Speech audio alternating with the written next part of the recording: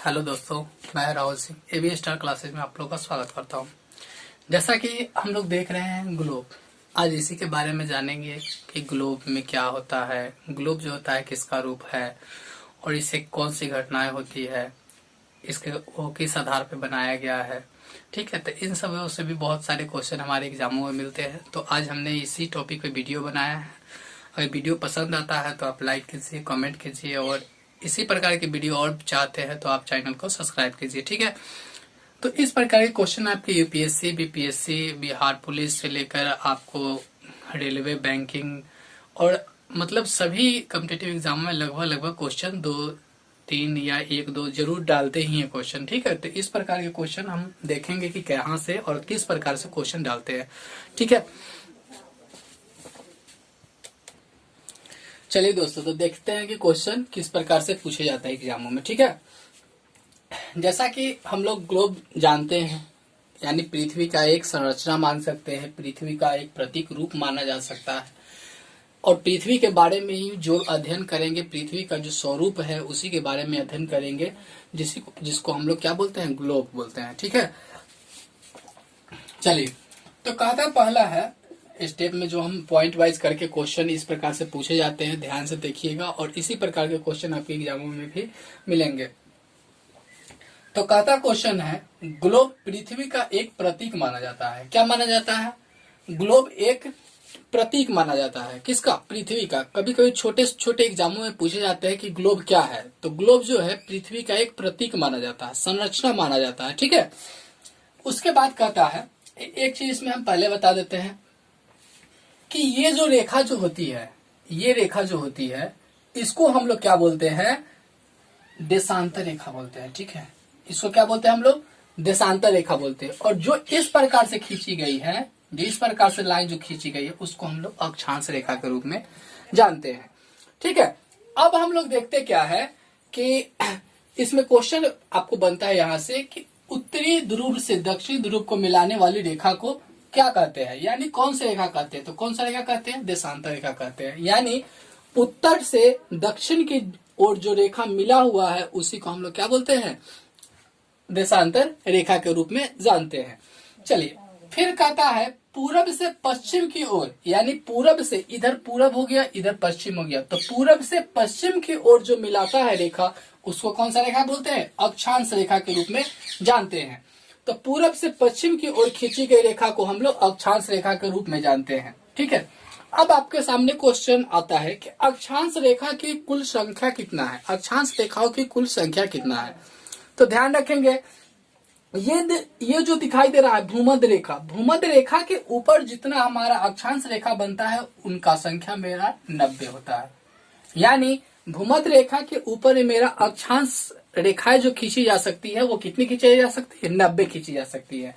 और उसी प्रकार भूमध्य रेखा से नीचे यानी दक्षिण ध्रुव की ओर जो रेखाएं खींची जा सकती है वो भी हमारा कितना खींचा जा सकता है? 90 खींचा जा सकता है।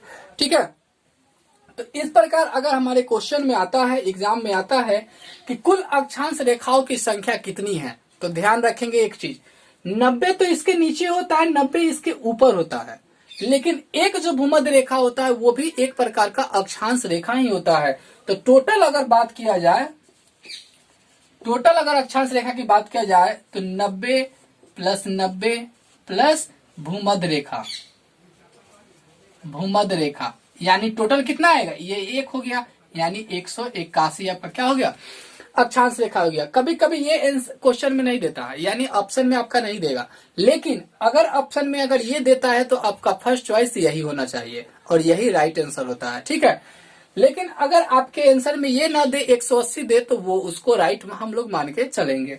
चलिए, तो इस प्रकार से देखें कि अक्षांश रेखाओं की कुल संख्या कितनी है? हमारा 181 है। अगर ये ऑप्शन में नहीं रहे तो हमारा 180 है।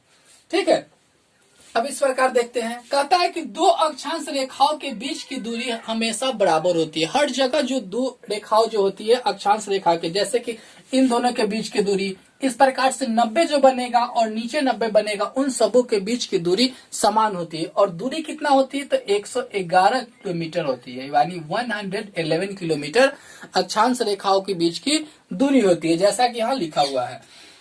उसके बाद कहता है भूमध्य रेखा पर दिन और रात क्या होते हैं, बराबर होते हैं। यानी जो यहाँ पर रेखा है वहां पर क्या होती है, भूमध्य रेखा पर दिन और रात बराबर होते हैं। और दिन और रात कब बराबर होती है, तो 22 सितंबर और 21 मार्च को के दिन आपका 2 दिन ऐसा होता है जिस दिन क्या होता है, दिन और रात बराबर होती है।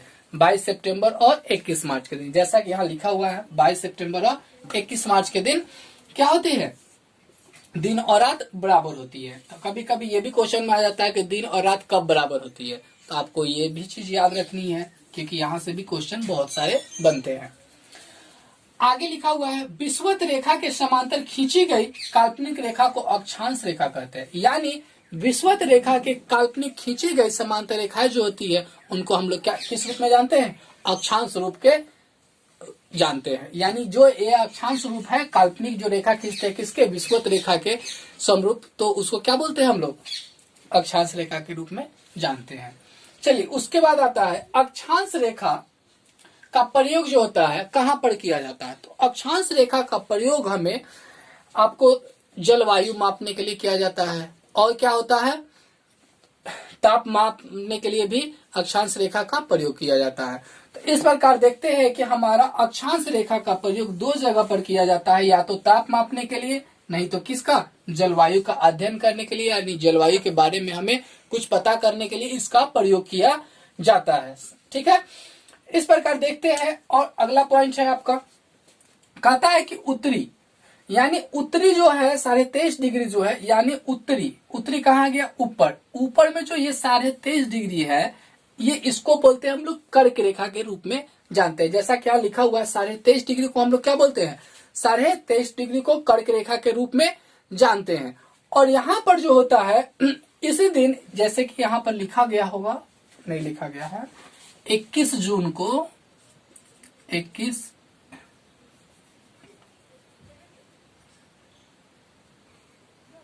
नहीं, इसमें नहीं, ऊपर वाले में जब 66 डिग्री आता है तब, तो इस दिन क्या होता है, हमारा दिन सबसे बड़ा होता है। ठीक है, दिन मेरा बड़ा होता है और इसी दिन सबसे ज्यादा गर्मी पड़ती है। गर्मी पड़ने का कारण क्या है कि क्यों गर्मी पड़ती है इस दिन ज्यादा, तो उस दिन क्या होता है, सूर्य जो होता है सीधा जो होता है कर्क रेखा के ऊपर आता है, यानी सूर्य कर्क रेखा के ऊपर रहता है, जिस कारण दिन हमारा सबसे बड़ा होता है। और क्या होता है, उसी दिन सबसे ज्यादा गर्मी पड़ती है। ठीक है, अब उसी प्रकार हम लोग देखते हैं यहाँ जो 23.5 डिग्री है जो दक्षिणी ध्रुव में, तो उसके बारे में हम यहाँ पे लिखे हुए हैं। क्या लिखा गया है कि ये लाइन आप मिटा सकते हैं, ठीक है, इसके विषय में दक्षिणी गोलार्ध जो होता है 23.5 डिग्री में जो होता है उस दिन रातें बड़ी होती है, जैसा कि इसका अपोजिट हो जाएगा। इसमें दिन बड़ा होता है और इसमें क्या होती है, रातें बड़ी होती है। और इस दिन क्या होता है, ठंडी ज्यादा सबसे ज्यादा पड़ती है। इसका मूल कारण क्या होता है कि सूर्य का जो प्रकाश जो होता है पृथ्वी पर तिरछा पड़ता है, जिसके कारण क्या होता है कि वहां पर ठंडी अधिक पड़ती है और हम लोग को ठंडा ज्यादा लगता है। और इस प्रकार हम लोग देखते हैं कि नॉर्थ पोल जो है साउथ पोल को, विषुवत रेखा जो है क्या होता है, नॉर्थ पोल और साउथ पोल को दोनों को आपस में बराबर भागों में बांटते हैं। ठीक है, अब हमारा एक क्वेश्चन और बनता है कि दिन सबसे बड़ा किस दिन होता है। तो सबसे बड़ा दिन जो होता है 21 जून के दिन होता है, यानी सबसे बड़ा दिन हमारा होता है 21 जून को होता है। और सबसे छोटा जो रात, सबसे बड़ा जो रात होता है वो 22 दिसंबर को होता है। यानी अगर आपसे यहाँ पर क्वेश्चन पूछता है कि सबसे ज्यादा छोटा रात किस दिन होता है, तो रात छोटी यहाँ लिख सकते हैं, रात छोटी होती है और इस दिन क्या होती है, दिन छोटा होता है। जैसा कि हम लोग जानते हैं कि 25 दिसंबर के दिन बड़ा दिन के रूप में हम लोग मनाते हैं, क्योंकि उसी दिन से हमारा क्या होता है, दिन बढ़ने लगता है। और यहाँ पर जब 21 जून के दिन आने पर उसी दिन आपका दिन सबसे बड़ा होता है। उसके बाद क्या होता है, दिन हमारा घटते हुए चला जाता है। और यहाँ पर आकर के आपका क्या होता है, दिन और रात बराबर हो जाते हैं। यानी 21 मार्च के दिन आपका दिन और रात बराबर हो जाता है। फिर क्या होता है कि रातें धीरे धीरे बढ़ने लगती है और 22 दिसंबर के दिन क्या होती है, ये रातें सबसे बड़ी होती है। फिर 22 दिसंबर के बाद क्या होती है, आपका दिन जो है धीरे धीरे धीरे धीरे करके क्या होती है, बढ़ने लगता है। और 22 सितंबर जो बीच में आता है 3 महीने के अंतराल में, तो उस दिन भी क्या होती है, दिन और रात आपस में बराबर होती है। तो इस प्रकार देखते हैं कि हम लोग को ग्लोब से कितनी जानकारी मिलती है और कितने क्वेश्चन हम लोग को देखने के लिए मिलते हैं। ठीक है, तो आप लोग इसको नोट डाउन कर सकते हैं।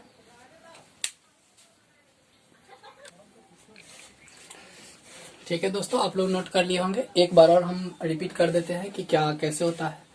आपसे अधिकतर ये क्वेश्चन पूछा जाता है एग्जामों में, और छोटा छोटा जो क्वेश्चन होता है वही आपके एग्जामों में ज्यादातर पूछे जाते हैं। तो ज्यादातर पूछने का कारण क्या है कि ये सभी डायरेक्ट क्वेश्चन बनते हैं। ठीक है, तो एक बार और हम रिकॉल करते हैं। तो चलिए देखते हैं, हमारा ये क्वेश्चन बहुत बार एग्जाम में पूछा जाता है कि दिन और रात किस दिन बराबर होते हैं। तो याद रखिएगा इस चीज को कि 22 सितंबर और 21 मार्च के दिन क्या होते हैं आपका, ये दिन और रात दोनों बराबर होते हैं। और जब कर्क रेखा पर क्या होता है, जब सूर्य का प्रकाश सीधे डायरेक्ट पड़ता है तो 21 जून को क्या होता है, दिन और रात बराबर होने लगते हैं। जैसा कि यहाँ पर आप लोग को लग रहा है कि और दिन और रात किस दिन बराबर होते हैं, 21 जून के दिन बराबर होते हैं। और रातें, दिन और रात बराबर नहीं, दिन बड़ा होता है, सबसे ज्यादा बड़ा दिन इसी दिन होता है, और रातें क्या होती है, छोटी होती है। कभी कभी एग्जामों में डायरेक्ट पूछता है कि रातें किस दिन छोटी होती है, तो 21 जून के दिन होती है। दिन किस दिन बड़ा होता है, तो 21 जून के दिन बड़ी होती है।